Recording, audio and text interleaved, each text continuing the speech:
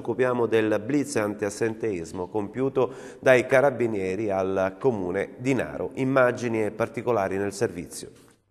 Tensione all'interno degli uffici del comune di Naro giovedì mattina quando i carabinieri della locale stazione agli ordini del maresciallo Leopoldo Elefante, arrivato in città da circa un mese, sono entrati senza bussare per effettuare un servizio di controllo all'interno della sede del comune in piazza Garibaldi e nelle strutture dislocate su tutto il territorio dove lavorano dipendenti comunali. L'operazione mirata al controllo dei furbetti del cartellino è stata il primo passo verso la repressione dell'assenteismo dei dipendenti comunali di Naro. I militari dell'Arma hanno infatti controllato l'elenco degli assunti in tutti gli uffici confrontandolo con gli effettivi presenti durante l'orario di lavoro e le sorprese ci sono state.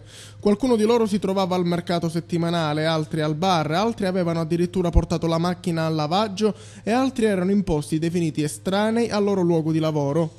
Acquisita anche la lista delle entrate e delle uscite registrate sul rilevatore elettronico posizionato all'interno dell'atrio del municipio, gli uomini della caserma di Naro, coadiuvati dai colleghi della compagnia dedicata agli ordini del capitano Marco Currao, si sono recati per i controlli anche al castello Chiaramonte, al cimitero e al serbatoio comunale di Contrada Paradiso. Le indagini sono iniziate solo adesso e non si può tornare più indietro, perché sedersi dietro le proprie scrivanie adesso che il polverone si è sollevato non serve a giustificare il passato, perché molto probabilmente è stato tutto registrato dalle telecamere.